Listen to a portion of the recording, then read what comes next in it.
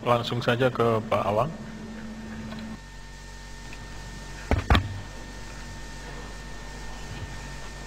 Oke Pak, saya mau mengomentari pertanyaannya Pak Tikno, atau bukan pertanyaan, komentar. Nanti juga saya mau mengomentari pernyataannya Pak Miko ya. Mungkin pertama kebetulan Pak Dhani sedang menampilkan ini di layar. Tadi ini yang saya sebut sebagai batu rahong ini. Yang di situ kelihatan sekali kan kalau kita banding-bandingkan dengan punggungan-punggungan yang sebelah utaranya, yang ke arah sana, itu lain sekali. Dia bisa kita lihat itu sangat terbuka lebar, dan kalau kita ukur itu lebih dalam. Lebih dalam. Jadi saya tidak yakin bahwa itu karena suatu amblesan, karena patahan normal. Seolah-olah ini memang seperti yang saya sebutkan tadi, itu area bongkaran. Apa yang dibongkar? Ya sayapnya, sayap utara dari suatu punggungan. Ini sebenarnya kan punggungan juga. Punggungan tapi sayap utaranya hilang. Nah, dan ini adalah punggungan yang benar-benar mengarah ke Sadahurip. Itu adalah fakta. Penafsirannya bisa banyak ya. Kita juga bisa berspekulasi ke situ. Itu saya melihat itu adalah area penggalian batuan atau area penambangan batuan. Saya bertanya ke penduduk di sekitar Sadahurip di Cisapar, tidak pernah ada sejarah penambangan. Yaitu kan, dan itu bertanya ke orang yang paling tua di situ, artinya selama sejarah di situ memang tidak ada. Tapi bagaimana dengan pada saat masa-masa yang jauh di masa yang lalu, katakanlah masa sejarah atau bahkan prasejarah. Nah, masalah apakah batuan-batuan yang besar itu bisa diangkat sampai ke Sadahurip?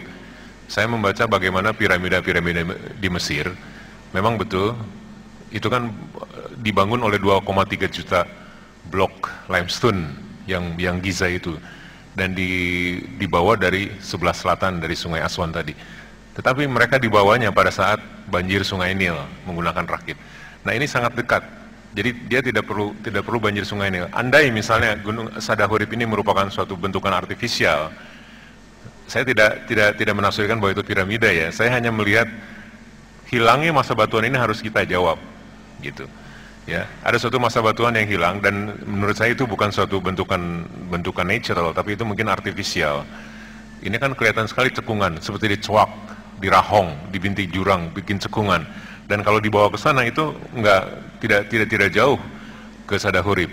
Dan jangan membayangkan kita akan melihat suatu misalnya dibawa pakai papan atau apa gitu ya. Jangan membayangkan itu akan langsung diangkat ke puncak yang tinggi, karena pembangunan piramid pun di Mesir itu dilakukan tahap dengan tahap.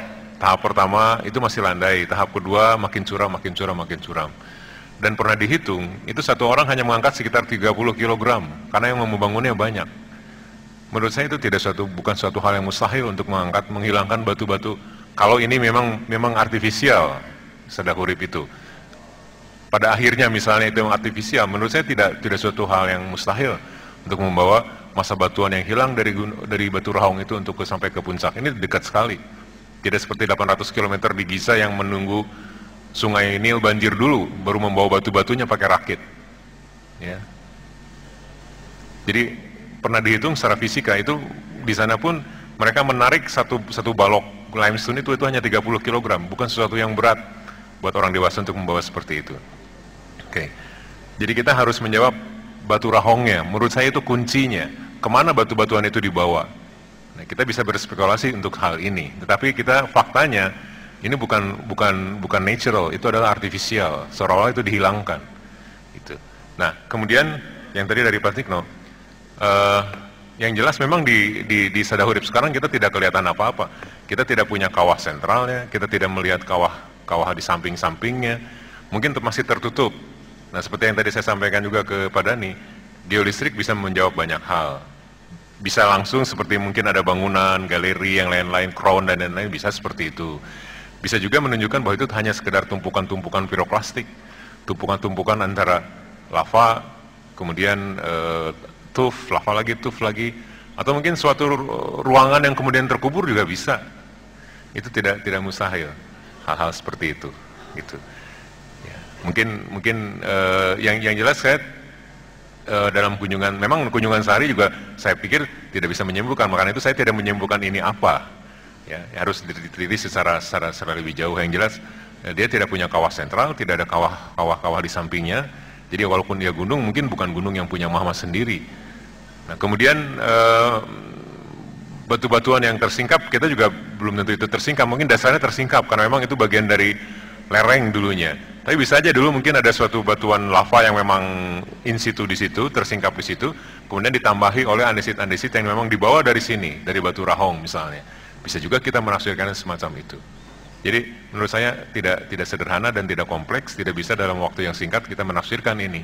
Masih butuh penelitian-penelitian sampai akhirnya kita bisa bilang bahwa ini memang hanya volkanik saja atau mungkin bangunan-bangunan artifisial seperti itu. Itu Pak dari saya. Ya, terima kasih Pak. Terima kasih Pak Awang. Selanjutnya langsung ke Pak Dhani.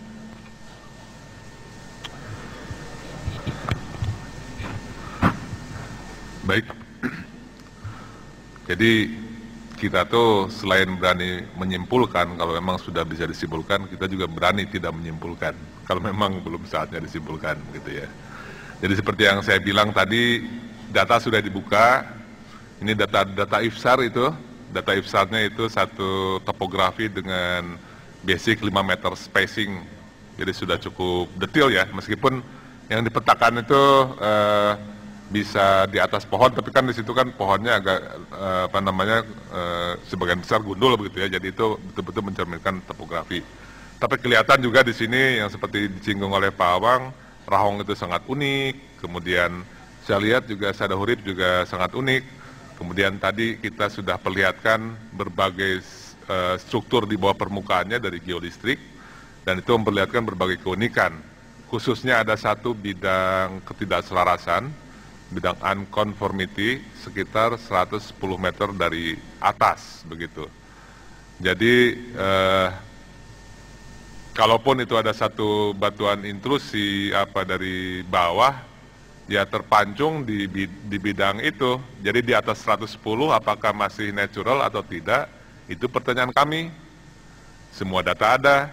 Jadi kalau misalnya ada kawan-kawan geologis yang mentafsirkan lain dengan dengan tafsiran yang lain begitu, termasuk Pak Tikno berdasarkan data IFSAR ini, berdasarkan data geolistrik itu silakan begitu ya. Tapi semuanya harus masuk akal. Sampai sekarang kita tidak bisa membuat interpretasi geologi ini masuk akal supaya sesuai dengan survei-survei geolistrik dan juga bentukan-bentukan morfologi yang kita lihat begitu.